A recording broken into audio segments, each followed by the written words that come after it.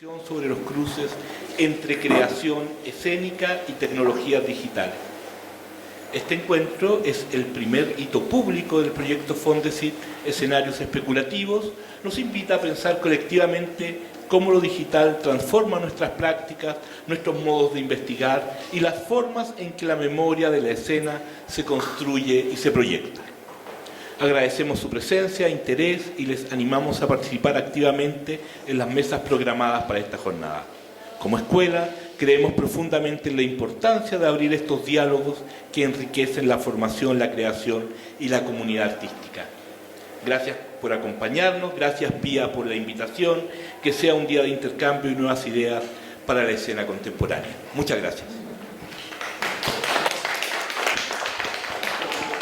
Bueno, sumarme a los agradecimientos de Mario, sobre todo a los artistas, programadores, colegas, estudiantes que están acá, pero también al equipo de Fondesit que nos ha ayudado a organizar esto y a pensar, ¿ya? Hoy día lo que queremos es conversar, interiorizarnos más en los temas de la práctica y la investigación en estos cruces, también de la curatoría, que es algo que nos interesa mucho, y aprovechar de mostrarles un primer momento que para nosotros ha sido construir una especie de cartografía muy inicial y tentativa. Y para eso Catarina Einer, que está del otro lado del mar y que va a aparecer en una pantalla ahora, nos va a contar unos minutitos, que ella es parte del equipo de investigación, de qué va el proyecto de investigación, también para que lo entendamos, un proyecto que dura hasta el año 2028 y que esperamos que vaya como creciendo en el tiempo. Así que gracias, Cata. Gracias. ¿Se escucha bien? Sí. Sí, ya, se escucha. Ya, perfecto. Voy a compartir pantalla. Un segundito. Vamos a compartir aquí este PowerPoint. Ya, bueno, bienvenidas, bienvenidos a nuestro seminario Interfaces, Derivas entre Digitalidad, Artes Escénicas, Música y Archivos. Agradecemos a todas las expositoras, expositores, moderadoras, asistentes, a todas las personas que están aquí ahora en el Campus Oriente y a los que vamos a estar desde lejos de manera online. Vamos a aprovechar también de agradecer a nuestras organizaciones colaboradoras, a la Pontificia Universidad Católica de Chile, al Goethe Institut y su programa Artes Escénicas más Digitalidad, al Anillo de Investigación Animupa y a Fundación Index y su proyecto ARDE, del que también soy parte. Bueno, soy Catarina Einer y soy parte del equipo Fondesit, Escenarios Especulativos, Vínculos entre Digitalidad, Archivos y Artes Escénicas Recientes en América Latina. Como mencionaban hace un ratito, este es nuestro primer hito público, así que estamos muy emocionadas de estar aquí en este espacio de diálogo. Voy a aprovechar de presentar brevemente al equipo del Fondesit. Bueno, es un proyecto de investigación liderado por Pía Gutiérrez, quien además es académica de la Católica, y por las investigadoras Laura Ramos, Alunet Moreno y Renata Araya. También aprovechamos de agradecer a Agustina Vidal, quien es diseñadora y con quien trabajamos una hermosa cartografía que ya debe estar ahí colgada en algún lugar de la sala, yo no lo puedo ver aún. Y a Bernardita Jara, quien fue una pasante que trabajó con nosotros entre diciembre y enero. Entonces, a modo de contexto, solo a modo de contexto, contarles que este proyecto Fondesit lo partimos trabajando el año pasado, el 2025, preguntándonos cómo pensar las artes escénicas en la era de los datos y la digitalidad. O sea, cómo afecta este contexto de sobrecarga de información, de nuevas tecnologías a las artes escénicas, tanto en sus modos de creación, sus modos de producción, como también en el registro, en el archivo, en la documentación de estas obras. Nos interesa también cómo, a su vez, las artes escénicas son un espacio para ensayar formas de lo digital, nuevas formas de lo tecnológico. Y buscamos entender qué pulsiones hay detrás de estos proyectos artísticos contemporáneos, siempre con un foco en América Latina.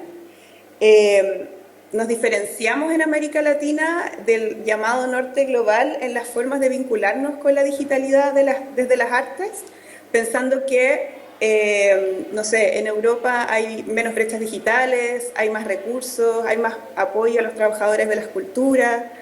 No sé, son preguntas amplias que vamos a estar trabajando harto tiempo, hasta el 2028, como decía Pía, y que pretendemos ir respondiendo en diferentes instancias, como este seminario. Para eso les invitamos hoy día, para poder conversar y pensar estas preguntas y otras que vayan saliendo.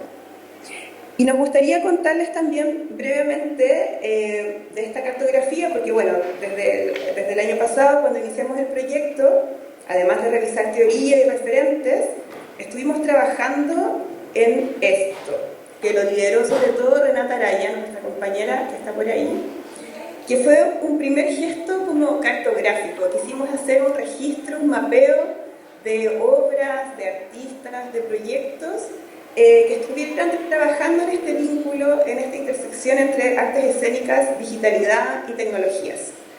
Entonces nuestro primer trabajo fue armar este Airtable, que es esta tabla, ¿no es cierto?, donde fuimos registrando e intentar buscar proyectos y experiencias en todos los países de Latinoamérica, entendiendo que la cartografía también es siempre un proyecto, es como una actividad infinita que de hecho es como inacabada. Entonces estamos conscientes de eso, no estamos representando absolutamente todos los artistas y todos los países que... o sea, nos queda mucho, digamos, por cartografía. Pero fue un primer intento, y luego hicimos el trabajo de llevar esta tabla a un ejercicio gráfico. Y esto lo trabajamos con Agustina Vidal, para crear esta cartografía que está por ahí en la sala colgada. Ya no la puedo ver. Este es solo un extracto de lo que está aquí en esta proyección. Pero fue un ejercicio de llevar esta tabla y este registro como a un concepto de enredaderas que se van entrelazando, hay pétalos, trabajamos con este concepto así como floral, buscando establecer conexiones entre países, entre creadores, entre expulsiones, etc. Y no solamente lo quisimos mostrar como el registro que llevamos haciendo, sino que también lo quisimos poner como una metodología para seguir cartografiando. Entonces los invitamos a que durante la jornada se puedan acercar a esta cartografía, la puedan leer. Van a estar disponibles unos post-it, unos lápices, para que puedan ustedes también responder las preguntas que están ahí, o por si se les ocurren otros artistas, otros proyectos que les parezcan interesantes que estén en esta cartografía, podamos ir construyendo esto de manera colaborativa. Entonces eso, doy paso ahora a la mesa 1 que modera Pía, y les deseo lo mejor y que salga muy interesante toda esta conversación. Gracias. Voy a dejar de compartir aquí Ahí está funcionando. pantalla. Muchas gracias por esta... Muchas gracias. Y gracias por conectarte también. Nada, le damos la bienvenida a nuestros invitadas, invitados, invitadas, por favor. Fernanda, Trinidad, a Camila, a Matías, a Ángelo, que muy amablemente aceptaron participar, instalar donde quieran. La cartografía de la que hablaba Cata está atrás, la pueden leer, pueden ir ayudándonos a contestar, completarla, encontrar vacíos. La idea es que durante el día se vaya como interviniendo. Y también hay algunos conceptos iniciales que nos empezaron a aparecer y que quizá podemos conversar en esta primera mesa, que es una mesa dedicada precisamente a la creación, ¿no? A tener una mesa en la que podemos dialogar. Y para eso la hemos pensado como presencia extendida y escena expandida derivadas de la digitalidad en las artes, un poco porque la pregunta central tiene que ver con cómo hay una tensión, ¿no? La digitalidad es más que una herramienta, ¿no? Sino que es una tensión que construye escena. Y para eso vamos a tener, bueno, hoy día acá, y les agradecemos mucho, a Trinidad Piris, que es artista, que ha trabajado en el campo del escénico, la performance y sobre todo se ha desarrollado en el ámbito sonoro, desde la docencia, el teatro y hoy en el podcasting. Actualmente dirige la plataforma de audio Podium Podcast, así que muchas gracias. Tenemos a Fernanda Fábrega. Fernanda es facilitadora de proyectos culturales con foco en colaboración, se ha especializado en el desarrollo de proyectos de residencia artística e investigación interdisciplinaria, trabaja en la programación cultural del Goethe Institut Chile, que es parte, también nos apoya en este proyecto, y también es artista, y eso es bien interesante, me parece a mí.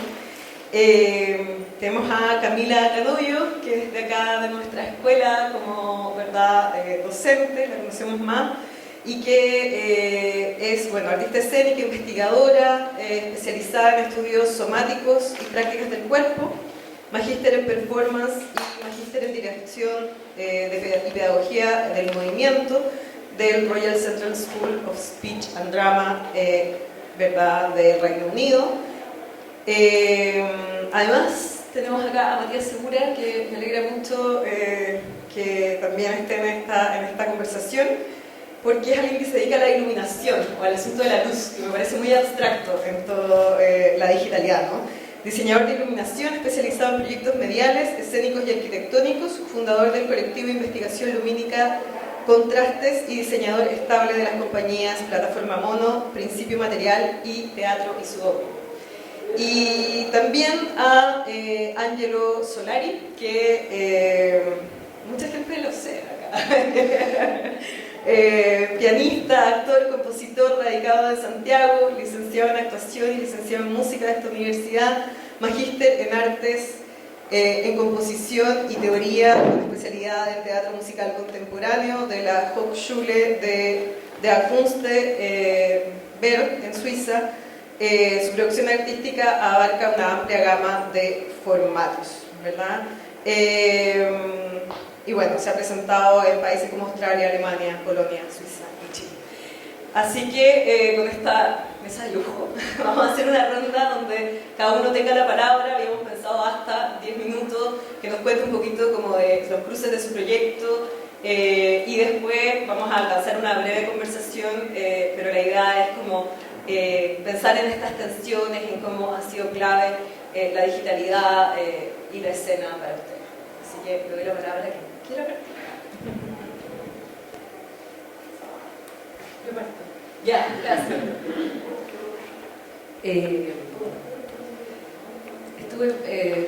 Tengo ahí un par de láminas, pero todavía no las quiero compartir. Está bien. Apenas dije eso.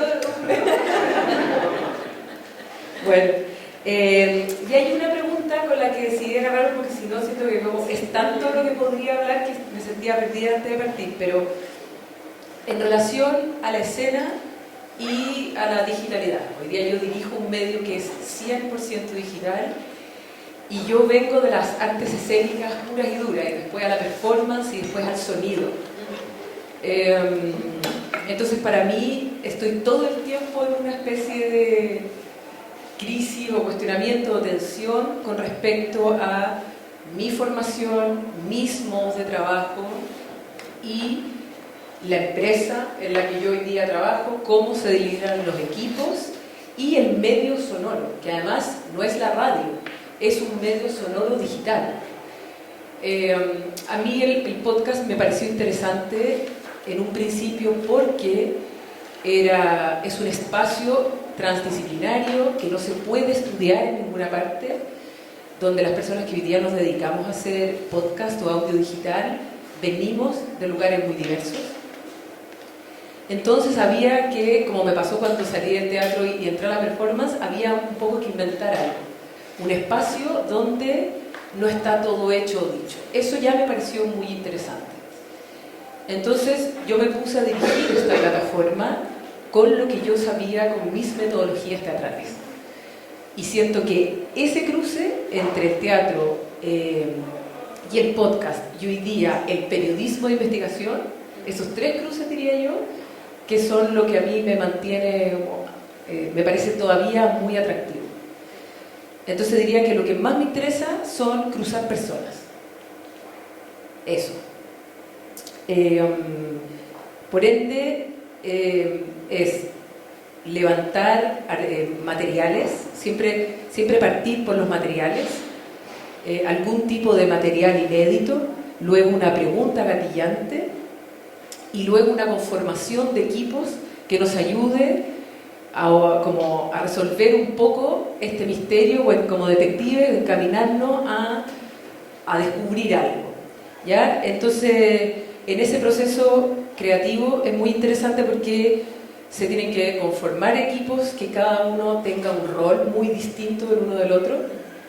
Entonces, es menos jerárquico, porque yo en general siempre soy la directora, pero yo no me meto como en el proceso investigativo de un grupo de periodistas, por ejemplo, o el diseñador sonoro con el que trabajo, que hemos construido una manera, las personas que se dedican al guión, luego las personas que se dedican a sacar todo el universo visual, que además necesita tener, porque es un medio digital, bueno, y luego la comunicación con la audiencia, que es distinta a la del teatro. Es una audiencia que te tiene entre acá y acá. Entonces es un espacio de extrema intimidad donde tú estás entrando, pero yo no conozco a las personas donde estoy entrando en su intimidad. Entonces, y eso es distinto al teatro, porque el teatro ocurre finalmente como el proceso termina de ocurrir cuando nos encontramos, una audiencia activa y quienes estamos haciendo el trabajo. Pero en el podcast no ocurre eso, ¿sí? Y eso ha sido también una tensión es un espacio de intimidad. Yo como creadora tengo que ir hacia tu intimidad, pero yo no sé qué va a pasar después, ¿cachai? Y eso es algo que yo estoy todavía viendo qué sucede con los feedbacks, porque no existe, ¿cachai? Todo a través de las redes sociales, o a veces te encuentro, pero todavía queda algo. Yo como actriz de repente lanzamos, no pasó nada. Lanzaste una performance, una pieza que estuviste haciendo un año y se lanzó y después son números, ¿sabes? Son números, son likes, son clics, pero ahí, por ejemplo, hay algo que todavía a mí no me termina de cerrar. Pero cuando la gente te dice lo que le pasa con la obra y dónde la escuchó y lo que le produjo y cómo la compartió y la reflexión que tuvo de una intimidad, digo, ¿cómo llegué tan adentro? ¿Sabes? Ya, eso, por ejemplo, me parece súper interesante. Y luego me parece que impresionante lo lindo que es la formación artística. Como que habiéndome salido un poco de la escena teatral, me parece que las metodologías de trabajo son hermosas, ¿sabes? Y me doy cuenta cómo transforman hoy día a los equipos con los que yo trabajo, que insisto, son desde personas encargadas de marketing, periodismo, música. Con la gente que hacemos diseño sonoro hablamos el mismo idioma, pero con el resto no, y eso es maravilloso. Y por último, lo que he entendido sobre la voz como el cuerpo de la obra, más que solamente la emisión de una voz. Y hoy día lo importante, y ahí pongo en el centro de estos círculos, que la voz, todo lo que carga, ¿ya? Y ahí es donde digo como el cuerpo de la obra es la voz, y que carga la intimidad, el conocimiento, la investigación o las preguntas gatillantes. También algo que me seduce, que es entretenido, que tiene un estilo narrativo, que tiene decisiones sobre narradores y cómo y dónde y cómo y qué cuento, pero también es ritmo, son emociones, son decisiones. Todo el tiempo la voz es decisión. Y es que es en el fondo esta voz que te guía por una historia. Y para armar un poco Podium me he tenido que como entender que son estas tres cosas las que yo tengo que estar todo el tiempo equilibrando de alguna manera. Que es la identidad de la plataforma o la identidad del proyecto, y eso también es voz.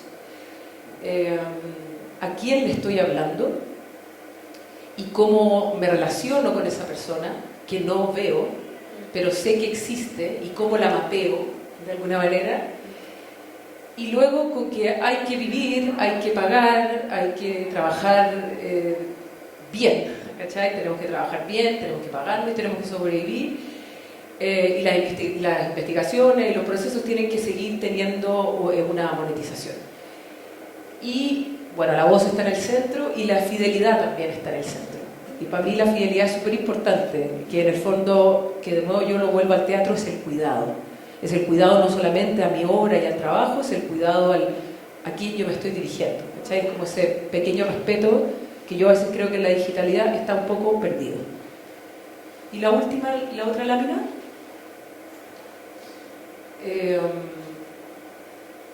Y acá también las palabras claves, que en el fondo el medio, por muy digital que sea, el medio es íntimo. O sea, el podcast es algo que tú oyes en tus espacios de intimidad, ¿cachai? Y además es una fisiología que es realmente en tu mayor intimidad corporal.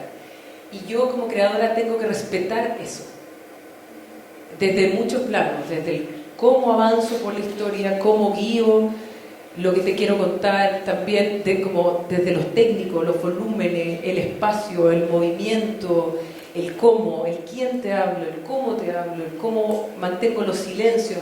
En el fondo, la intimidad acarrea en muchos espacios. La voz es una voz que no es una voz experta, es una voz curiosa, es una voz que levanta preguntas, que no levanta respuestas. También tengo algunas como cosas que esa voz no es informativa, no es del todo periodística, es una voz narrativa y ahí hay una diferencia muy grande. Y luego la comunicación con mi audiencia, que en el fondo a veces en el teatro dejamos muy de lado a quién, como yo no me voy a hacer responsable del otro del todo hasta que llegue un momento, no puedo estar pensando en la audiencia mientras estoy haciendo un proceso creativo, pero igual sí, un poco y en algunas partes. Y finalmente el cómo llegue a mi audiencia, cómo yo llegue a esa audiencia, hace que en el fondo el sistema de comunicación ocurra. Y una última cosa que quiero decir sobre lo latinoamericano, que lo estaban poniendo ustedes como algo que les interesa. Yo me acuerdo tomando charlas y cursos sobre podcast, que es un medio muy nuevo y que las personas que lo estamos haciendo no somos expertas, sino que lo estamos medio inventando, medio descubriendo, medio haciendo. Había una persona que decía, todos nosotros aprendimos a escuchar podcasting a través de los gringos, de habla inglesa, los gringos como los ingleses, los norteamericanos. Y esos son los tipos de narradores, los tipos de historia o el tipo de sonido que estamos acostumbrados a sacar, porque de ahí copiamos, está todo bien con copiar.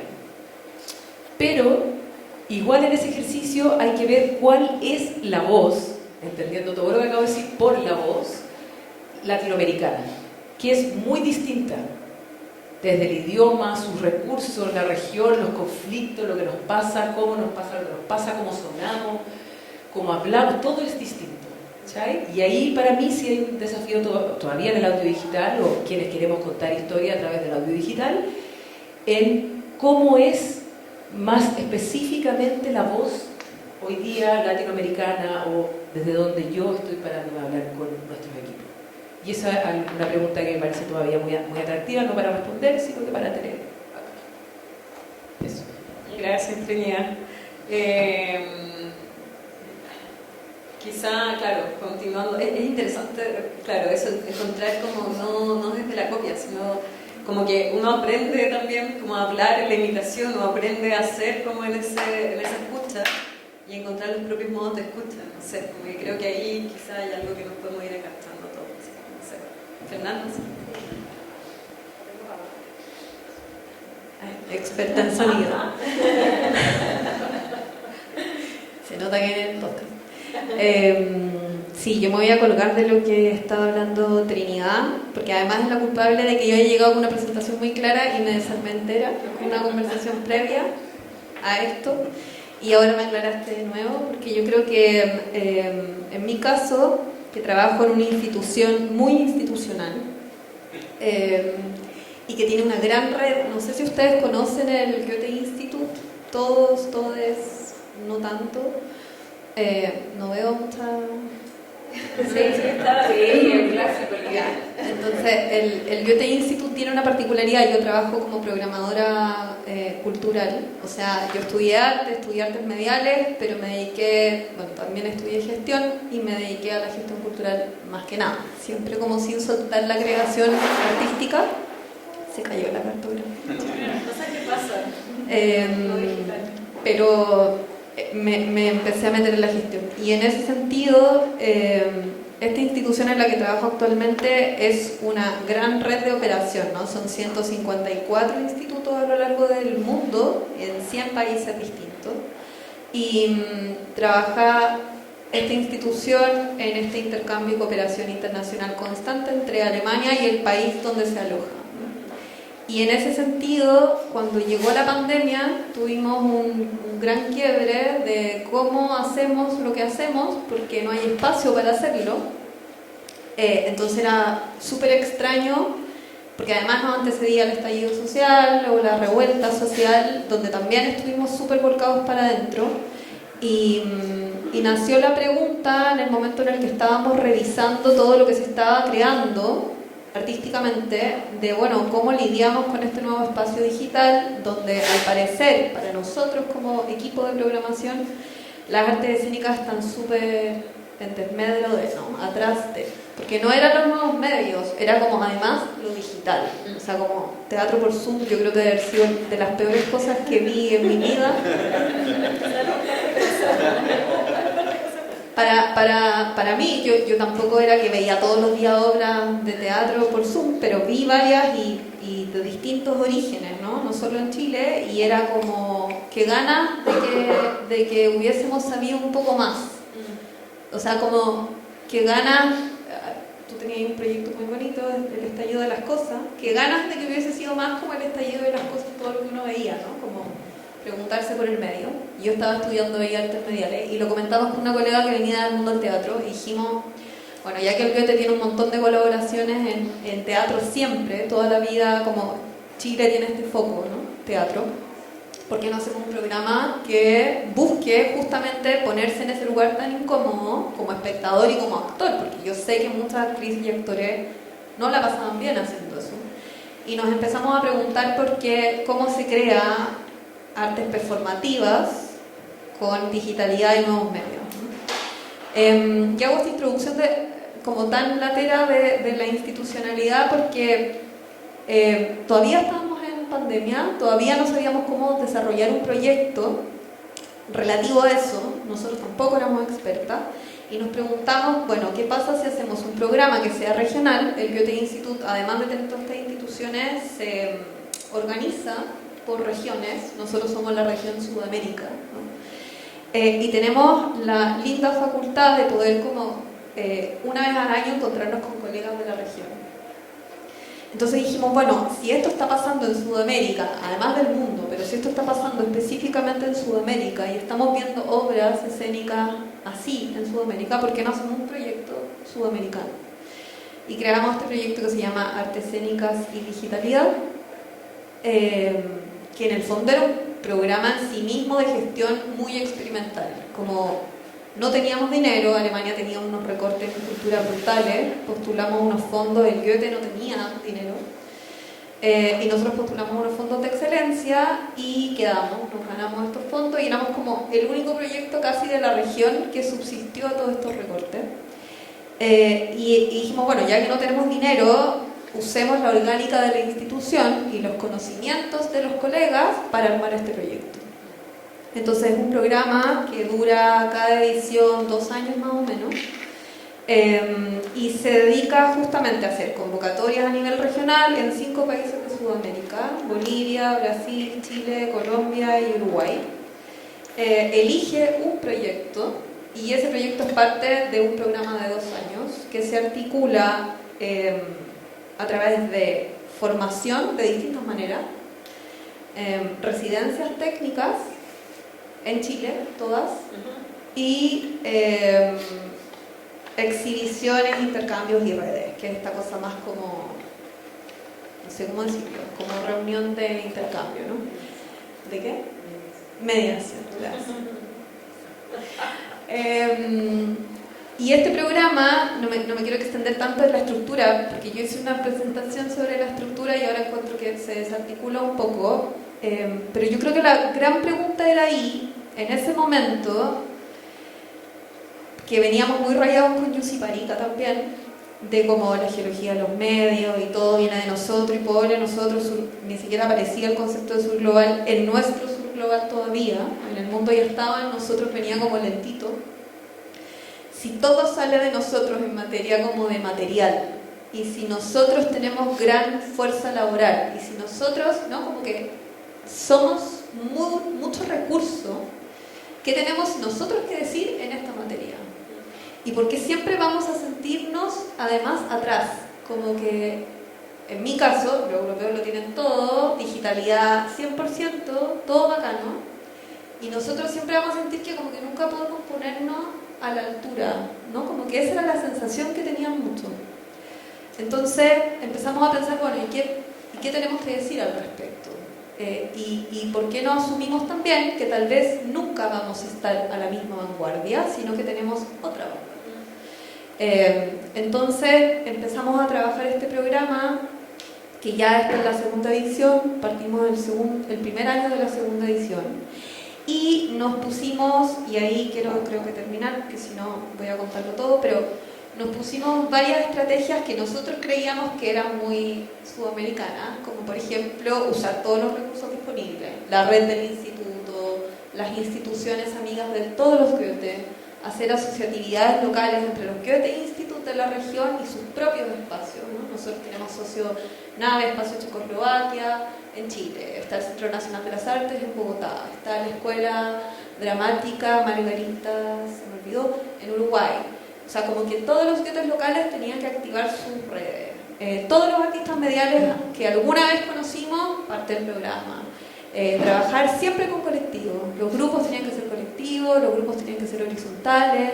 No era como director y técnico, sino como director y técnico, ¿sí? Como siendo parte de todo el proceso de creación.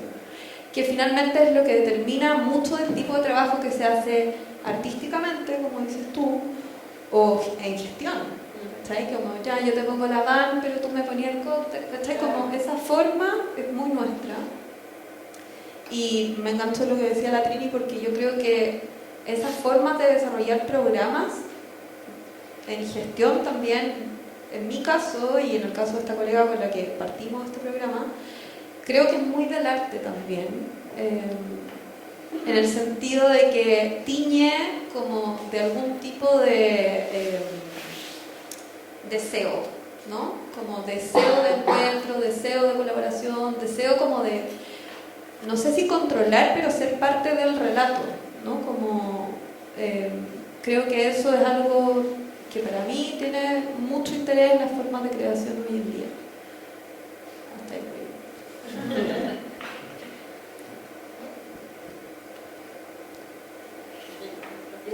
Hola, ¿se escucha? Ahí. ¿Sabes qué? Porque está Gracias. ¿Aló? Ahí sí. Bueno, Pía, primero gracias por la invitación y a todo el equipo de Interfaces. Yo vengo de las artes escénicas y les quiero contar de un proyecto que venimos trabajando junto a Valentina Serrati. Ella viene de las artes mediales. Y es un proyecto que venimos trabajando desde el 2020, es una trilogía, llevamos 2 partes de esta trilogía, es una trilogía que está trabajando inspirada en ciertos problemas del posthumanismo, tomando como elemento central el agua, y preguntándonos cómo cruzar artes escénicas y la tecnología, o sea, nuestras 2 disciplinas, cómo pueden interactuar. Uno de los primeros problemas en los cuales me enfrenté cuando comenzamos con este proyecto fue cómo trabajar con esta relación entre artes escénicas y tecnología sin que se generara una jerarquía. Hay una cita que yo siempre menciono en las clases, que es de Philip Auslander, que es un teórico que me interesa mucho, y que él dice: danza más virtual es igual virtual. Entonces, pareciera ser que cuando trabajamos con un cuerpo y con una tecnología, sea cual sea, pareciera que esta tecnología se come al cuerpo. Yo siempre pensaba como en un concierto, que uno va al concierto y de repente dejáis de mirar al cuerpo en vivo que está y te vaya a mirar a la pantalla, porque está como amplificado, le veo el sudor, le veo el detalle y el cuerpo medio que desaparece. Entonces, cuando iba al teatro, me pasaba algo similar, que como que la tecnología era tanto más grande, tanto más espectacular que el cuerpo, que se empezaba como a perder. Y por otro lado, otra pregunta que tenía ahí era cómo usar a las tecnologías, en este caso con proyecciones visuales, con el tipo de tecnología que trabajamos principalmente, cómo no se convierte como en un telón de fondo, como seguimos en el siglo XVI del teatro, donde ponemos un telón de fondo como pintado, y ahora es lo mismo, pero es una proyección. Entonces teníamos esa pregunta de cómo no solamente contextualiza o genera como un marco de donde la obra se sitúa, sino que genera una afección a los cuerpos, a los materiales, a la escena. Y entonces, a partir de eso empezamos a trabajar en esta primera obra, Atana. Y en Atana lo que estábamos construyendo, así como para que se hagan como una idea de la obra, el imaginario era este personaje, Atana, que estaba como en un medio acuoso.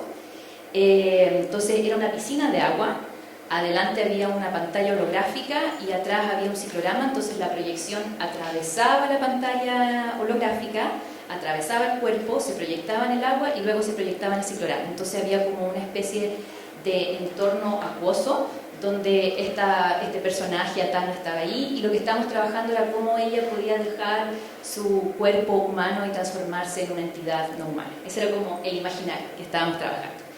Y entonces yo armé con la bailarina, que es Camille Gutiérrez, armamos toda una partitura corporal, todo el tema, y por otro lado estaba Paola Olea, quien estaba haciendo las visuales, era generativo su trabajo, y al momento de juntarlo no funcionó nada. O sea, fue un caos. Era como las visuales estaban por un lado, por otro lado estaba el cuerpo, y era como, esto no va por aquí. Y entonces, Carlos, si puedes poner la otra lámina, por favor. Y entonces empecé a trabajar con la Paola, y fue un trabajo súper interesante porque fue hacer una dirección de movimiento, o sea, como lo que yo trabajo con un artista escénico, pero a las visuales.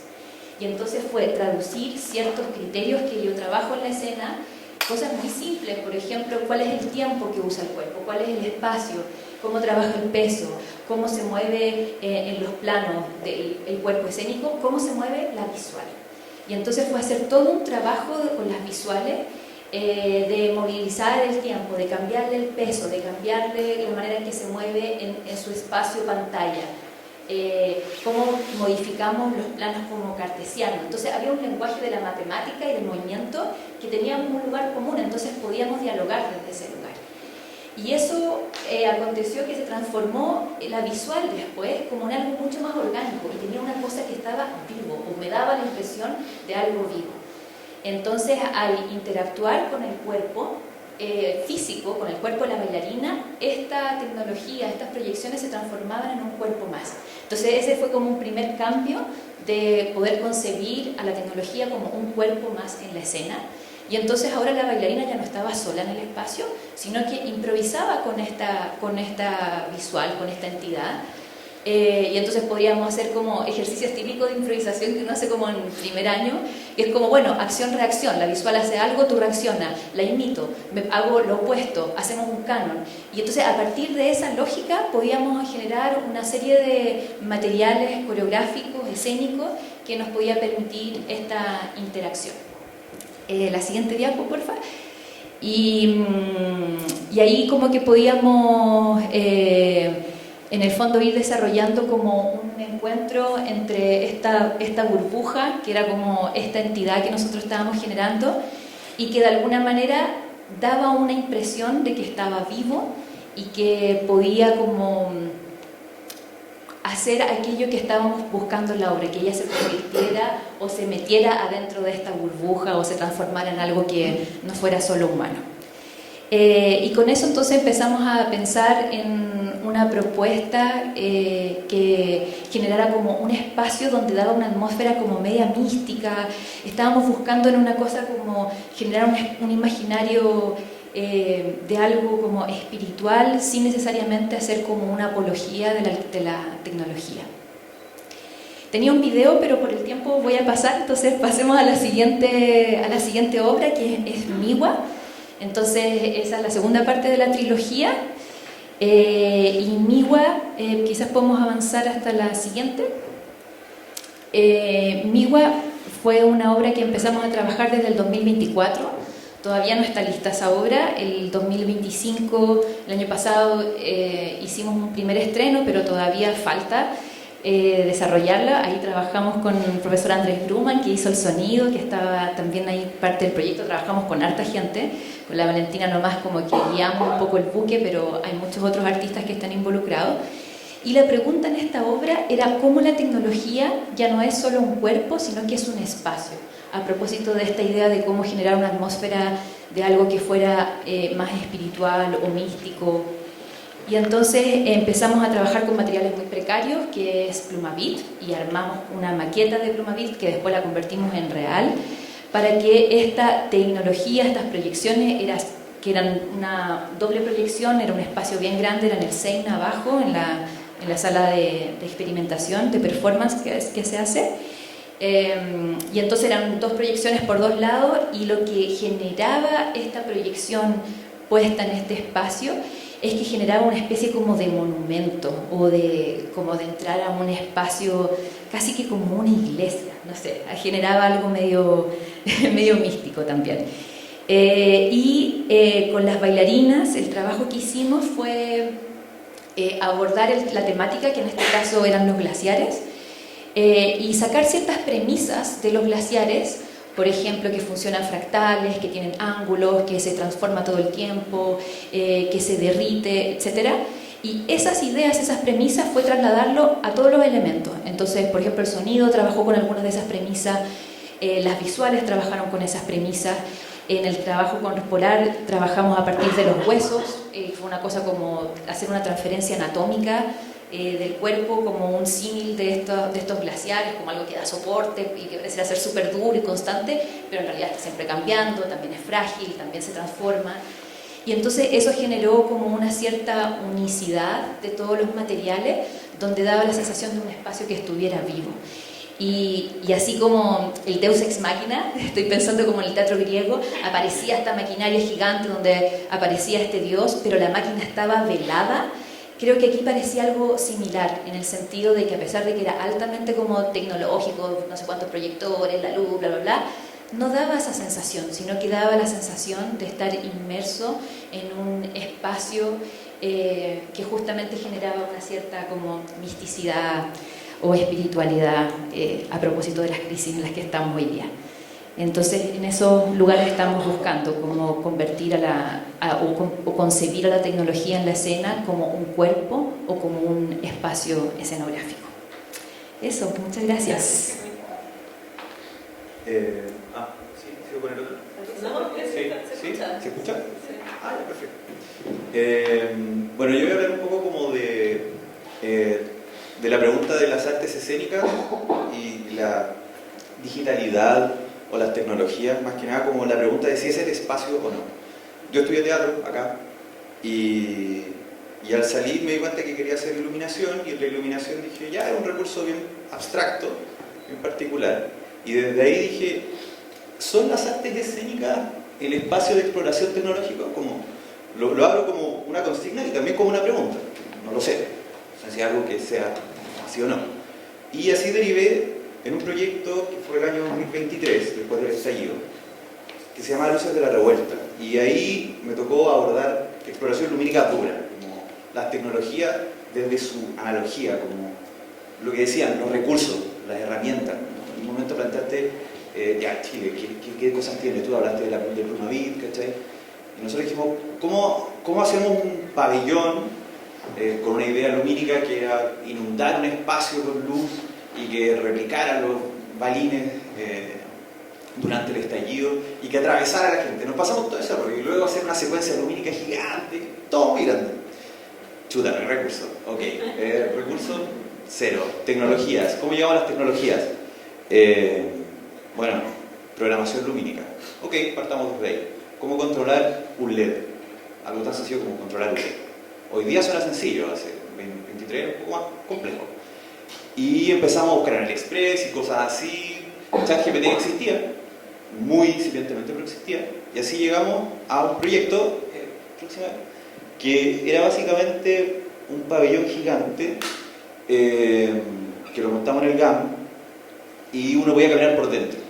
El tema es que yo trabajo con dos arquitectas y con las chicas, ella ve la parte del diseño escenográfico de alguna manera y yo veía la parte netamente de iluminación, pero dentro de eso era la digitalidad, la medialidad. Y eso empezó a aparecer en todas las mapas. En arquitectura, pensado desde cómo hacemos un ángulo o una curva y lo volvemos real, desde los recursos que tenemos, madera y metal, por ejemplo, que fue lo que trabajamos. Desde la luz, cómo podemos controlar 1 kilómetro de cinta LED sin que muera y que se pueda enchufar directamente a la corriente. Entonces empezamos a investigar, a trabajar en tecnologías y tecnologías. Y eso es básicamente la parte de atrás de todo. Y ese computador es el que controlaba todo el sistema gigante que se veía al lado. Entonces, la pregunta como del recurso, yo creo que pasa también como por empezar a abordar las analogías de los recursos un poco. Como, la parte, ¿cuál sería como la palabra? Como lo que dice Morris, la artesanía de las cosas. Como saber manejar un recurso, okay, un LED, cómo controlo ese LED, cómo controlo esa tecnología, cómo la digitalidad de alguna manera voy a la parte más básica, a esa unidad, y desde ahí la exploto y me empiezo a sumar artefactos y lo empiezo a sumar como elementos y luego lo empiezo a agrandar o empiezo a movilizarlo y empiezo a generar diálogos entre esos lazos de, ok, aprendiste cómo generar una curva en la arquitectura, ok, yo aprendí cómo movilizar estas luces que se mueven de forma independiente. Entonces, la iluminación, de alguna manera, tiene que jugar con esa ondulación, tiene que jugar con esa sinuosidad que tenía este pabellón. Y, ¿cómo lo llevo a las artes escénicas? El centro acá no era, no era la estructura en sí, era la persona que transitaba por el interior de esta estructura. Ahí fue donde empezamos a decir, ok, ahí viene un poco lo escénico. Y empezar a centrarnos de que el efecto, sí, ok, por fuera, pues, pudiera jugar, y pasamos a la siguiente imagen, que la gente pudiera jugar con esto por fuera, pero que también pudiese transitarlo por el interior, y se viese atravesado por la iluminación. Entonces, empezar a darse cuenta que lo escénico también aparece no necesariamente en las artes escénicas como en un teatro o en un espacio no convencional, sino que en el arte en sí. Entonces, cuando empezamos a hablar, en un principio la línea habla como del método creativo que tenemos como las artes, me hace mucho sentido, porque también empezamos, por lo menos desde lo escénico, pensamos en la persona, el cuerpo, o el sujeto, o cómo se llena el proyecto cuando aparece una otredad. Y ahí empieza todo a cobrar mucho más sentido y se vuelve mucho más relevante. De hecho, esa foto la saqué yo, donde está la niñita, y después de eso se cayó ese panel y quedó la embarrada, y fue como, chuta, ¿qué hacemos? Esto no es tan digital, es demasiado artesanal. Entonces tuvimos que aprender a usar impresoras 3D para poder generar bloques, piezas pequeñas que generaran un bloqueo en ese panel y no se cayera. Entonces, finalmente, la problemática de cómo solucionar algo, que básicamente un poco eso conversaba ayer con ChatGPT, como de qué es para ti la tecnología, es como formas de manipular como los recursos y poder generar una solución que nos beneficie a nosotros. Eso es lo que me decía ChatGPT, en simple. Empiezan a aparecer estas tecnologías y el diálogo con la digitalidad, como los recursos. Y luego, bueno, el proyecto sucedió un par de tiempo más, pero bueno, la política hace lo suyo. Y avancé, dije, ¿cómo sigo jugando con esto? Porque era un LED blanco. Y dije, en teatro, hago iluminación para teatro, ¿cómo hago que deje de ser un LED blanco y sea un LED de colores? Y así empecé a trabajar con una compañía de danza que se llama Plataforma Mono. Y nada, esos chicos se vuelven locos, entonces les encanta la exploración de todos los sentidos. Ya llevamos varias obras juntos y llegamos a una obra que se llama Fanáticos. Y ahí, en Fanáticos, yo me atrevería a decir que fue como el espacio en donde pude poner en práctica como esas mismas barritas LED que ya conocía o que ya sabía cómo utilizar, convertirla y darme cuenta que podía profundizar en eso, en esa digitalidad, en esa materialidad, en esa tecnología. Entonces vuelvo como al concepto como de Morris, de poder especializarse en la artesanía, en eso que sé hacer, o el artefacto primero, ok, me gusta, no sé, en mi caso la luz, está todo LED hoy día, pero quizá hay que ir de antes, quizá hay que ir a lo incandescente, porque quizá ahí ya se hacían secuencias lumínicas. Entonces desde eso ¿Se puede replicar? Sí, por supuesto. Entonces, ir empezando como especializarse, profundizar y perder el miedo al error. Yo creo que ahí también hay una clave. Como el diálogo de tecnología y escénico es súper complejo porque en la escena, o por lo menos cuando uno va como a la función, todo tiene que salir perfecto. El sonido no puede sonar, o las luces no se pueden cortar, o no sé, como que la escenografía no se puede caer. Puede pasar, obvio, si algo está en vivo, y por más que tratemos de controlarlo, es muy difícil hacerlo. Siempre algo va a cambiar o algo va a pasar. Y desde eso creo que abre el espacio a la exploración. Por lo menos esto que se ve aquí como en foto muy bien, falló muchas veces, obvio. Era un sistema que había armado en mi casa, de forma muy autónoma, entonces era como, puede fallar, puede tener errores. Y claro, si eso uno lo conversa con el equipo, perfecto, porque finalmente te da la libertad de explorar, jugar y profundizar en una propuesta visual, que es por lo menos lo que yo hago. Entonces, yo creo que eso, tenía otros videos, pero creo que no es necesario. Era como ya un proyecto actual que es como imágenes plasmadas en LED sin cables. Pero ese es un problema ya más del futuro. Eso, yo creo que sería como no meterse, no equivocarse en decir, no me puedo equivocar. Creo que ahí hay un error. Eso. Gracias, bien. Igual es súper interesante, muchos como de las personas que están acá, también hay estudiantes como algunos de primero, entonces, no sé, como que nos abre también esa idea de como que no hay un deber ser de la tecnología, ¿sabes? Como que creo que hay algo ahí. Y perdón, y como no atreverse a buscar en otras ramas. Como, Eso. Sí, yo pensé que tenía que ser iluminación escénica o quizá sonido, una performance. Está ahí en un podcast. Yo estoy en un estudio de arquitectura, como también trabajo en teatro, pero digo como hay otros espacios también para seguir explorando y que finalmente te nutren para llegar a eso que quieres, a ese resultado, que ese es un resultado. Y Ángelo, último. Chuta, yo no sé si puedo contener esta reflexión. Antes de hablar específicamente de mi trabajo, lamentablemente tengo que darme una vuelta, porque así pienso. Lo primero es que cuando hablamos de arte y tecnología, evidentemente estamos reflexionando sobre un mismo discurso, ¿no? Todos sabemos que, de hecho, el significado de la palabra arte en griego significa técnica. Hay una frase aristotélica que me gusta mucho, que es poiesis mimetai physis, que se traduce como el arte imita a la naturaleza, donde poiesis es la dimensión del hacer, ¿no es cierto?, donde se ejecutan las estrategias técnicas, y physis, la naturaleza.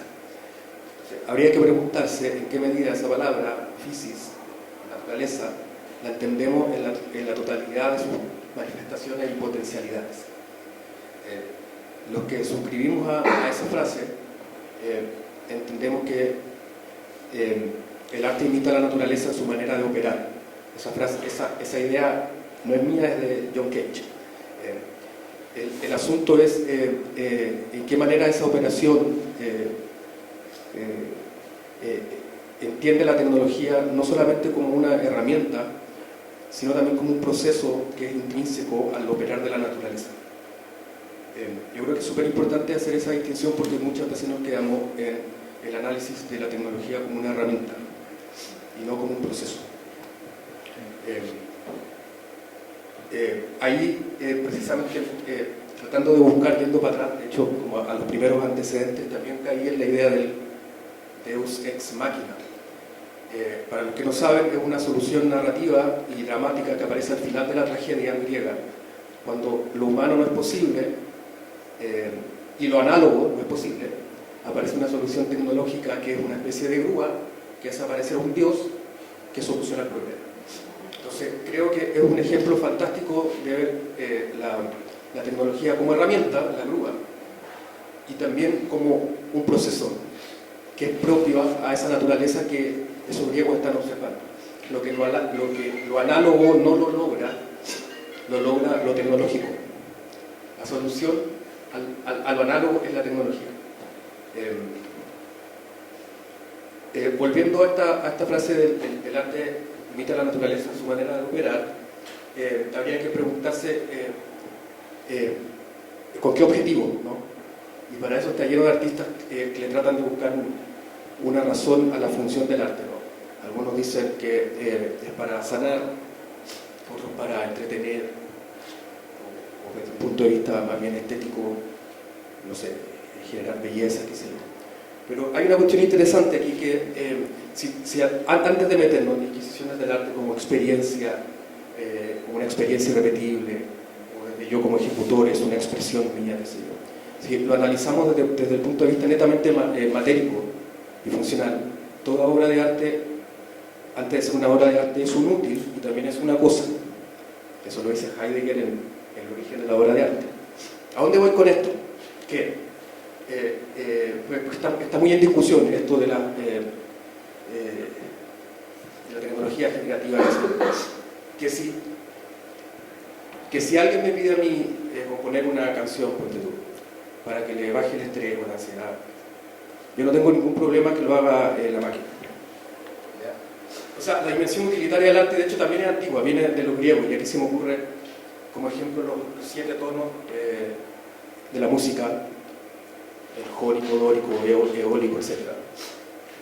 Ellos pensaban que la organización de esos sonidos cumplía una función específica, formativa y educacional, qué sé yo.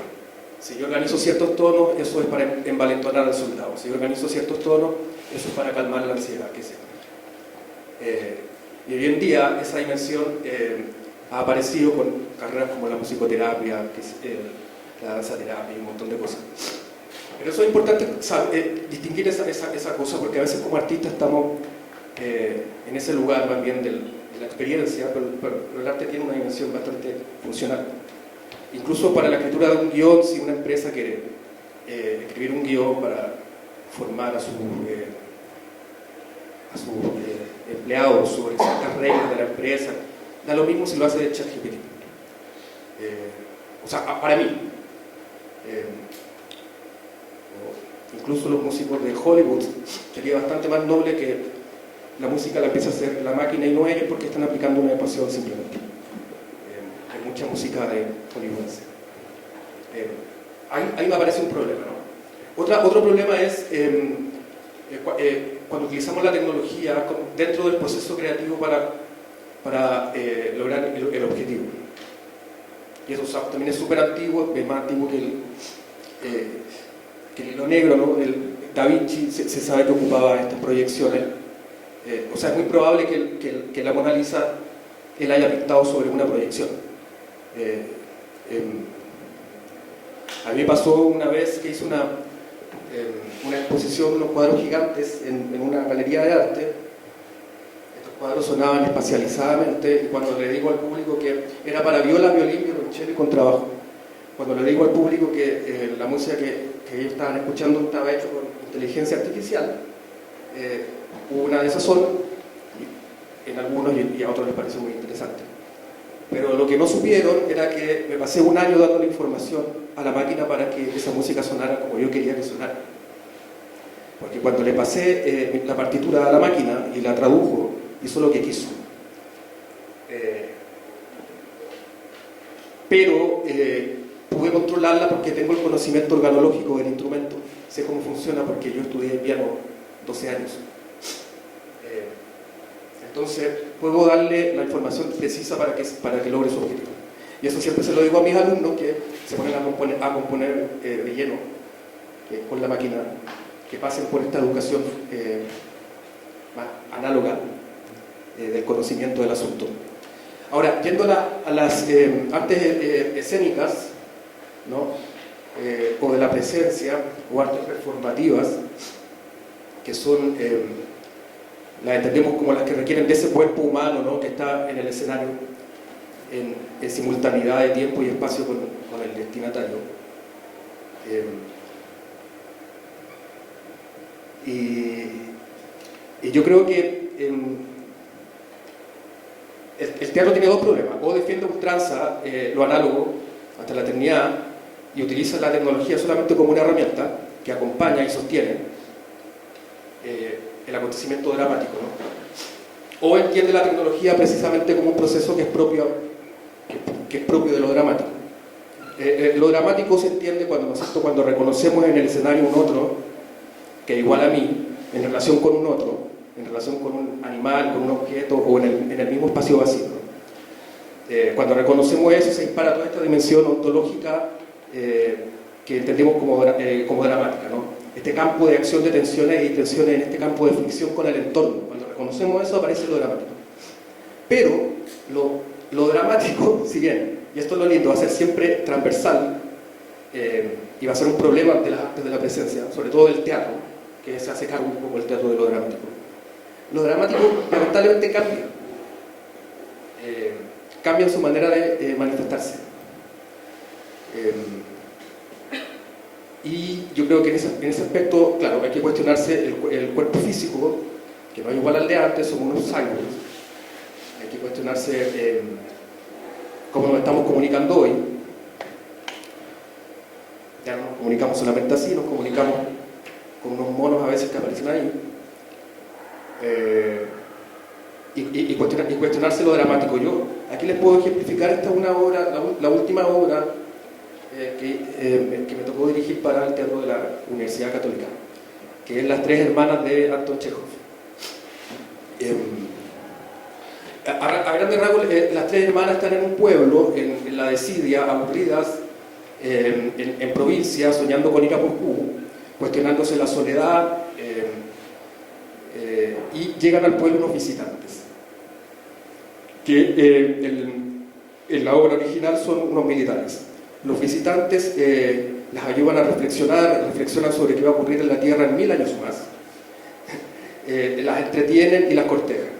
Y luego, por razones que no están escritas en la obra, los militares se van porque los trasladan. Y las tres hermanas quedan ahí de nuevo, con las mismas preguntas, con el miedo a la soledad. Entonces, la bajada que yo hice es entender a las tres hermanas, con su hermano, como la carne, como ese cuerpo de carne y hueso, y a los visitantes como una ilusión, y los corporicé digitalmente. ¿Qué? Fueron corporizados digitalmente. Ahí están las tres hermanas. La escenografía fue hecha con plantas artificiales, y en esas pantallas iban corriendo unos videos del campo.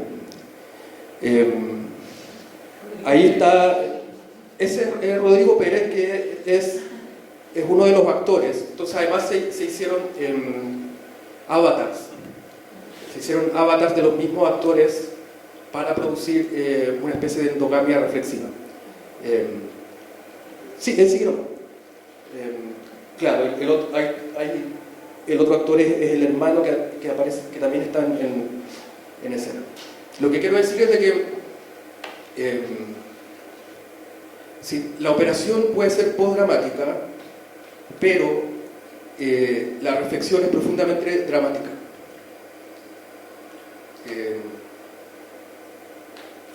Porque así nos estamos comunicando hoy. O sea, es parte del sistema comunicacional también, y es parte de un problema dramático. No sé si se entiende. A ver, sigue mostrando fotitos.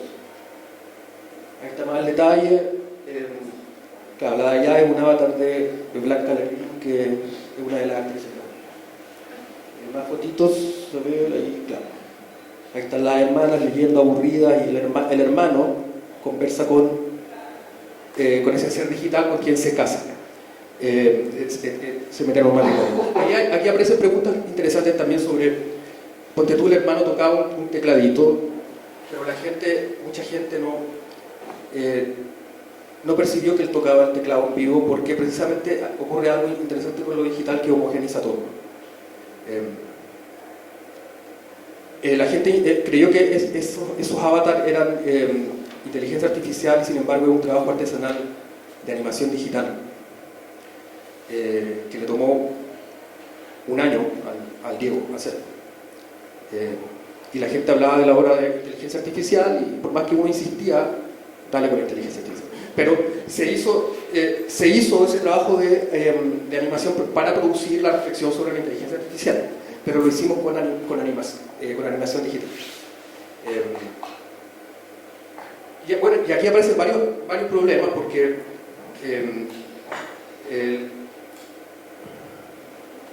en la operación digital, punto 1, se hizo con Chekhov. O sea, les quiero contar los problemas, entre comillas, o lo interesante que tuvo la obra.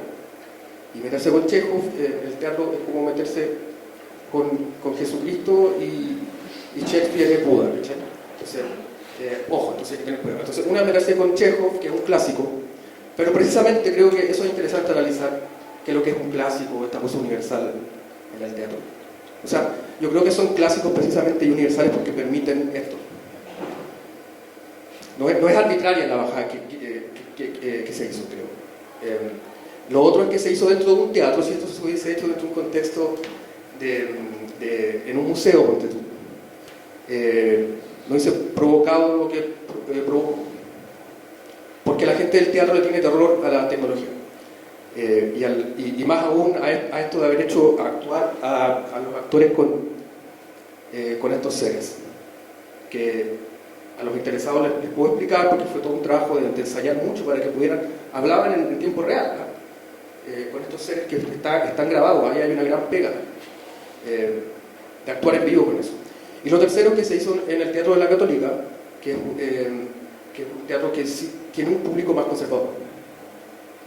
Y eso lo podemos discutir más, que yo creo que tiene que ver también con América Latina y un montón de cosas que tienen que ver con los espectadores. Entonces ahí nos metimos en una especie de tete interesante, ¿ya? Curiosamente la gente que mejor recibe la obra es la gente que está en el cine, en las artes visuales, en las artes mediales, y la gente del teatro se mantuvo más bien silente. O hizo así como, ¿qué pasa acá? Eso fue así, se lo estoy diciendo porque ocurrió. Y tiene que ver con todas estas cosas que hablé un poco. Eso se me ocurre decir. Muchas cosas, muy interesantes. Gracias, Ángelo. Bien, o sea, estamos un poquito pasados en el tiempo, que era algo que quizá era obvio que iba a pasar con toda esta mesa y la ambición rompe el saco. Pero creo que igual es importante abrir un poquito la palabra, o sea, creo que hay cosas que a mí se me van desde perspectivas súper distintas, con materialidades también súper distintas, entender la digitalidad y la tecnología como en ámbitos diferentes, no homogenizarla.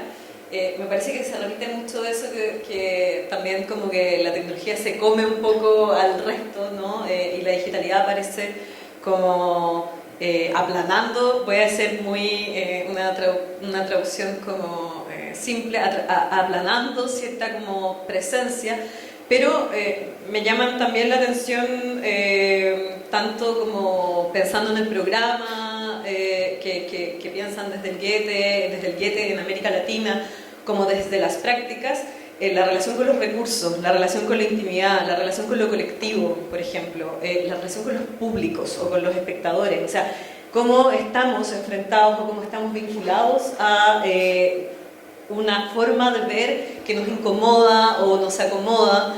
Ahora quizás no pareció, pero con Camila hemos conversado en otros momentos, ¿qué pasa si esta obra está en un museo, a diferencia de que si está en un teatro o en un espacio abierto o va a un colegio? O sea, ¿cómo nos vamos como adecuando? Y también me llama mucho la atención estas experiencias que, por ejemplo, la iluminación o el podcast, que son mucho más masivas. Como yo siento que la instalación de ustedes también, la gente la atravesaba, iba pasando por el GAM, uno entraba, la veía. El podcast, o sea, hay desde un podcast de conversación hasta un narrativo, hasta un investigativo, uno que escucha a todo el mundo, o sea, no sé, mi mamá que no va nunca al teatro lo escucha, ¿me entendís? O sea, hay como otras intimidades, otras cosas, entonces, muchas cosas que atravesar. Un mal resumen, pero cosas que se me vienen a la cabeza. Entonces, quizá tenemos como un espacio, si alguien tiene una pregunta, si alguien quiere como, o acá entre ustedes mismos también aparece como un input de, oye, yo pensé esto escuchándolo, como un espacio de unos últimos 10 minutos para poder hacer ese cierre. Juntemos, quizá con pregunta, Pato, ¿sí? No es una pregunta, digamos, no es una pregunta, estoy súper entusiasmado con lo que he escuchado. Son dos cosas, la verdad. Lo primero es que me da la impresión de que si uno quiere reflexionar sobre todo esto, o una parte de esto, creo que en términos de artes escénicas de arte quedan chicos. Creo que hay que asumir también que estas son cuestiones estéticas. Y por estética no estoy entendiendo solo la belleza, ni lo lindo, ni lo hermoso, ¿no? Entonces creo que ahí hay un eje que ustedes mismos al siglo de explicarlo, creo que dan cuenta de eso. Aquí no hay solo cuestiones artísticas, sino que hay cuestiones estéticas, que son súper interesantes. Y un dato, a propósito de América Latina, en la Universidad Javeriana, en la Facultad de Arquitectura, un departamento de estética, que ha trabajado durante años sobre estos temas. Y creo que hay que conectarse eso. Y lo otro que, para poner un eje político frente a América Latina, creo que nunca hay que perder del horizonte que en América Latina no somos productores de ninguna de estas máquinas. Nosotros las utilizamos, nosotros somos creativos, pero no somos creadores de estas máquinas. Estas máquinas las producen en unos países determinados, en un mundo determinado. Y creo que eso es una cuestión que siempre se nos puede. Sobre todo si somos latinoamericanos que caracterizamos por ser construidores de una tecnología, pero no productores. Claro, ahí quizás algo que podemos ir pensando también, desde dónde se producen las tecnologías. Yo creo que si hay cosas que se producen desde acá, podríamos darle vuelta. Quizás juntemos un par de palabras más. Acá, ¿puedes responder? ¿Sí?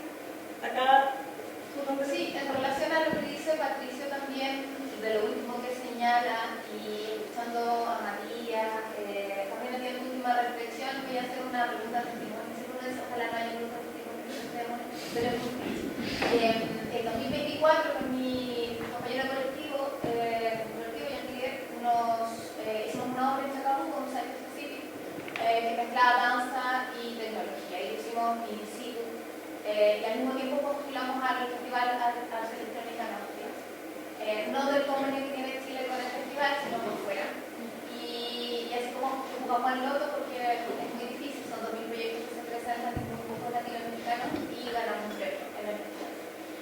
Muy sorprendidos, viajamos a Austria a ver el ecosistema de los proyectos digitales y cómo además había, no sé, 3 o 4 proyectos latinoamericanos y todo el resto era norte global, y era Japón, y era Corea, y era. Y entonces nos encontramos mucho con esta reflexión, a partir de lo que dice Patricio también, no somos productores de esta tecnología, pero que ellos están mirando en nosotros, y cuáles son las oportunidades que nosotros tenemos de también ser productores de estas nuevas formas de escenificación. Concluyo mucho con Camila cuando dice que la tecnología es un cuerpo de la escena y tiene agencia y puede generar diálogo y presencia. Y también nos dimos cuenta de las artesanías que menciona María a la hora de poder poner esto en escena, porque nosotros no usamos ninguna gran tecnología y sí pudimos estar ahí siendo reconocidos por nuestro trabajo. Y entonces le quería preguntar a Fernanda en esta reflexión cómo ella mira la generación de proyectos, ya que está mirando lo que está aconteciendo a nivel de producción de este tipo de experiencias de Latinoamérica, a propósito de esto, de cuáles son las virtudes, las oportunidades que nosotros como Sur tenemos en esta escena tan competitiva. Nosotros que fuimos al INS y teníamos un 8K que yo creo que paga la deuda externa de nuestro país. O sea, no tendríamos esa tecnología aquí, pero sí tenemos otras cosas.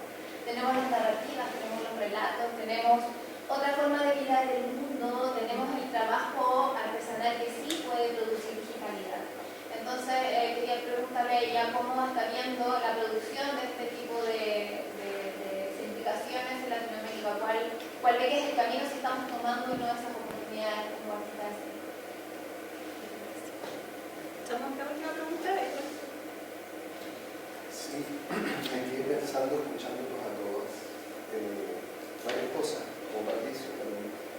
Me queda dando vuelta una idea que quiero decir para empezar, y después voy a entrar de lleno en la pregunta que va para todos en realidad. Da la impresión como que nosotros, por ser latinoamericanos, fuéramos como disociados del mundo, ¿sí? Como que de alguna manera no existe realmente una comunicación real, o que no han pasado esos procesos, o que tenemos algo tan propio que todavía no encontramos, que tenemos que encontrarlo, ¿sí? Yo creo que no es tan así. Yo creo que es una mezcla mucho más confusa y difícil de entender. Esa es como idea general. Ahora, leo la pregunta: ¿cómo permiten las artes escénicas ensayar nuevos usos de lo digital? Que es una de las preguntas que convocan y que creo que varios de ustedes, por no decir todas, respondieron de alguna manera y desde sus lugares. Y me recuerdo mucho en un concepto que creo que de alguna manera lo estabas tratando tú, yo lo voy a decir más desde un lugar más teórico, que es la arqueología de lo digital. Pensar realmente en la arqueología de lo digital de un filósofo alemán que se llama Wolfgang Ernst, que ha escrito mucho sobre ese problema, en donde en el fondo hace falta en nuestras formaciones de arte escénica entrar en la arqueología de lo digital, comprenderlo en su profundidad. La Camila lo está haciendo, el Ángelo también lo está haciendo, la Trini en su proceso, creo que la conozco desde antes que llegara al podcast. Me doy cuenta de un trazo de trabajo que dialoga con eso, etc. Es como que de alguna manera tener la oportunidad de entrar en la tecnología en sí misma, ¿sí? Y no pensarla como una mera herramienta que se no sé, pega con moco con los cuerpos o con lo analógico, llamémoslo de esa forma, que ya es conflictivo llamarlo así. Mi pregunta va, volvamos a eso, o sea, volvamos a pensar cómo pensamos esa arqueología de lo digital, que no es lo mismo de lo medial, que no es lo mismo de lo tecnológico, que se vinculan. Qué interesante es discutir eso. ¿Lo expliqué? Por ahí vamos. Bien, abrimos la palabra acá, quien quiera ir comentando y... Pero que Fernanda lo responda a ella. Sí, eso. Y yo también. No. Me encanta la organización de... Sí. Yo creo que es que fome esta respuesta. Yo creo que es una pregunta súper difícil de responder, así como no creo mucho en esto. Concuerdo contigo en el sentido de las identidades, por ejemplo. Creo que hoy en día no vivimos ni separados del mundo, ni por ser latinoamericanos no hemos tenido experiencia en otros países, ni en Sudamérica, o sea, que más aún cuando nosotros, muy probablemente los que estamos acá, tenemos otro tipo de acceso que otras personas, ¿no? Entonces yo creo que esa pregunta es como muy compleja para mí, de cómo decir, mira, lo latinoamericano, ni siquiera estoy segura de mi identidad, entonces está re difícil como abordarlo. Solo podría decir que en materia del programa, como muy específicamente de los proyectos que han postulado el programa o de los proyectos que han sido seleccionados, la mirada de quien los elige siempre es muy difícil. Un alemán no va a elegir lo mismo que un sudamericano, ¿no? Porque tiene otra forma de mirarnos a quienes estamos viviendo hoy en día aquí. Entonces yo creo que esas discusiones son súper interesantes en materia de cuál es la vanguardia que está sucediendo. Por ejemplo, tenemos un socio que es la Academie für Theater und Digitalität en Dortmund, y ellos tienen una mirada, ¿no?, de lo que está aconteciendo en la escena de ellos. Y cuáles son los puntos de conducción con nosotros y cuáles no, en realidad para ellos es ya como discusión pasada, por decirlo así, de su propia historia con la tecnología. Entonces me es muy complejo, pero sí creo que es interesante entre una edición y otra, que con eso lo puedo decir más con seguridad, es cómo ha ido cambiando los deseos u objetivos de los distintos proyectos a nivel de Sudamérica, como esto es lo que yo quiero lograr y estos son mis recursos. Yo creo que, por ejemplo, entre una edición y otra, la inteligencia artificial llegó así, ¿no? Como en 2 años se metió en todos los proyectos. La primera edición no tenía la inteligencia artificial como asumida como interés. y todos los proyectos de la edición 2 la tienen, ya sea programando, software, ¿no? Entonces, creo que si bien no puedo hablar de la identidad, sí puedo hablar de que ese interés viene muy influenciado por las capacidades tal vez de otros contextos que no son tanto los nuestros, en el sentido de que hay muchas ganas de obtener unos resultados espectaculares y los recursos no necesariamente acompañan ese objetivo. Y es algo que hemos discutido mucho con los mentores del programa, ¿no? Como el mentor que está haciendo los talleres de sonido inmersivo trabaja, no sé, con 218 parlantes para espacializar. Nosotros si llegamos a 16 estamos como ¡guau! Increíble, ¿cachai? Entonces, creo que por mucho que no tengamos identidad, sí tenemos una situación, que es la situación del acceso y del recurso, y en ningún caso creo que la discusión de la herramienta debiese insertarse ahí, porque no... Sí, puede ser una herramienta, pero como cualquier cosa, ¿no? Es como una relación constante tecnológica que a eso vamos, como cuál es, qué podemos decir. No sé si te respondí tanto, pero... O sea, no preguntaba por la identidad. Sí, pero cómo nos miran... Claro, como el recurso, más apuntando a lo que decía Matías, y también pensando que tal vez una forma es la arqueología o la tecnología, sí, y otra forma es entender la organicidad de la tecnología hoy. Porque ya no se entiende, creo, la inteligencia artificial alcanza, y no digo yo, lo dicen los como la organicidad de la máquina actualmente, y cómo esa organicidad de la máquina permite también que esa máquina ya no sea herramienta, sino máquina. Entonces, ¿cómo nosotros podemos lograr o cómo aprovechar esa organicidad de la máquina sin que tengamos grandes recursos para tener la máquina del último tiempo, sino como con nuestras formas de hacer podamos aprovechar más esa situación actual y se da mucho con la inteligencia artificial. Pero ahí quizás ahí yo difiero un poco, creo que una conversa súper amplia, pero ahí yo difiero un poco también de como cuáles son las imágenes que se instauran en nuestra mente y decir como esto es tecnología, esto es... Porque, por ejemplo, una de las obras muy interesantes que vi en pandemia, que de hecho la estudié cuando estaba haciendo el magíster en artes mediales, fue una obra argentina. Era una compañía de teatro en Argentina que hacía como un teatro mucho más de espectáculo, que trataba sobre la sexualidad. Y cuando llegó la pandemia, era una obra muy exitosa en Buenos Aires, y la venían haciendo hace 8 años. Y cuando llegó la pandemia y el equipo entero se quedó sin pega, decidieron hacer otra forma de desarrollar esta obra. Y en vez de hacer como una obra por Zoom, lo que hicieron fue desplegar todas las herramientas tecnológicas de comunicación y no hacer 1 hora y media de teatro, sino como tú meterte en un programa de 1 semana donde tenías chats, como performance medias porno, ponte tú. Yo me inscribí, de hecho, estuve 1 semana viendo erotismo por todas partes.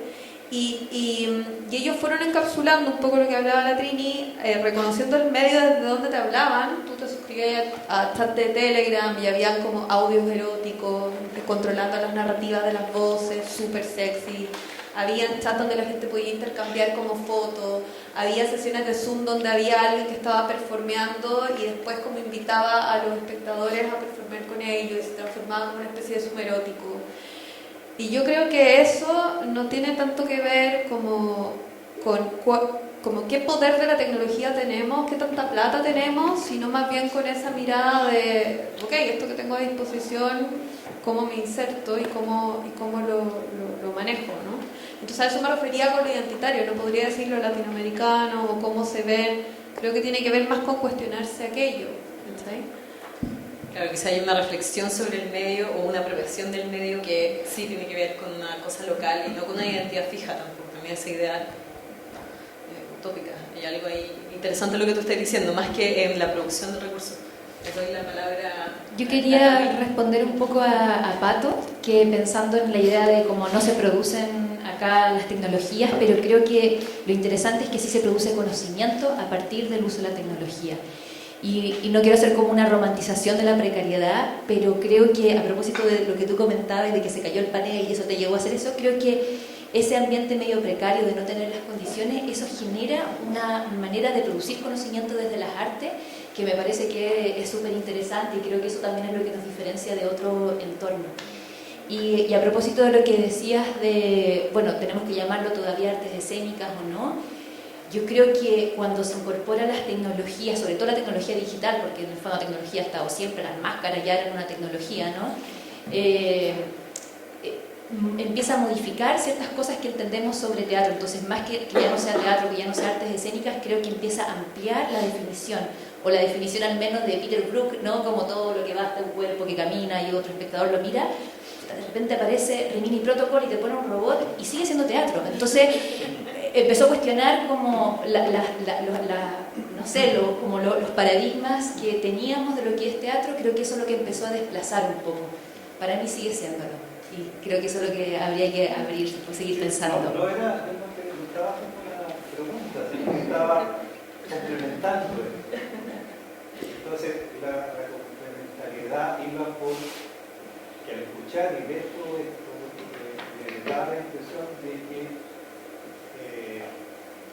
lo que se está jugando son cuestiones estéticas. Dentro de ese universo aparecen las artes escénicas, pero esto rebasa de alguna manera las artes escénicas para ampliar como ese punto, pero también para tejerse con las cuestiones estéticas. Sobre todo eso me parece una reflexión.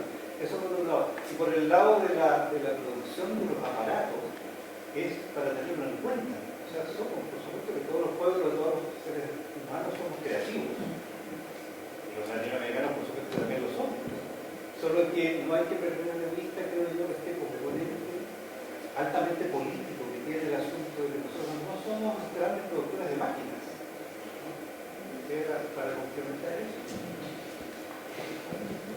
No, un poco para reflexionar, un poco conectando eso también con lo de Andrés, a nivel formativo, cómo abordar esto a nivel formativo, yo creo que no es tan complicado. O sea, y tampoco se requieren muchos recursos. Si esta cuestión es de entender, entenderlo como un sistema. Yo que tengo las dos carreras de música y de teatro, puedo hacer un análisis. El curso de electroacústica en la carrera de música existe hace muchos años, y es un curso donde tú obligatoriamente tienes que componer con recursos electrónicos, y no solamente para violín, para piano, qué sé yo, o para orquesta. Es obligatorio y existe desde los años 70. O sea, estamos hablando de da lo mismo, ¿no? Aunque no te guste, te enchufáis y componís, ¿no es cierto? Eso en el teatro siempre parece que va un poco más atrás en torno a estas reflexiones, porque la música, dentro de su abstracción, entendió el sistema, ¿no es cierto? El teatro, con esta cosa del cuerpo, lo análogo, va un poquito más atrás, y no ha entendido lo que dije antes, que la tecnología no es una herramienta, sino es parte del sistema, ¿cachai? Y eso basta con hacer un curso obligatorio, donde no se requieren grandes recursos, donde el estudiante pase y obligatoriamente construya desde ahí. Construya pensando en un cuerpo que es cyborg, ¿no es cierto? Donde el celular es una extensión tuya, donde se comunique que sea obligatoria el sistema. No se requiere ni mucha plata, es un cambio de switch. No sé si... Sí, como creo que voy a tratar de hilar un poco a hartos puntos. Con respecto a lo estético, estoy completamente de acuerdo. O sea, por lo menos la exploración que nosotros tuvimos rebasó incluso como solamente lo visual.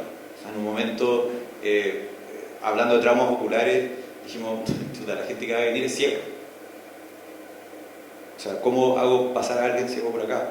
Por ende, tuvimos que aprender de audiodescripción, generar una narrativa a nivel de sonido. Trabajamos con Ignacia González, que trabaja en audio recorrido. Luego tuvimos que aprender a cómo trabajar los materiales para que fueran como sensibles al tacto, por ende que no se cortaran, porque era metal, y así constantemente. Entonces sí, estoy de acuerdo. Creo que abarcan muchas áreas y las artes de alguna manera hoy día ya empiezan a trabajar de forma interdisciplinar. No creo que, o sea, sí, creo que no hay una distinción necesariamente. Y con respecto a las artes escénicas, creo que sí podría ser un poco como hacer un curso, pero creo que también pasa como en la búsqueda de soluciones. Por más que sea una herramienta o no, verla como herramienta tampoco es algo negativo, si lo quiero contar de alguna manera, porque me ayuda a poder llegar a una propuesta de algo, estética.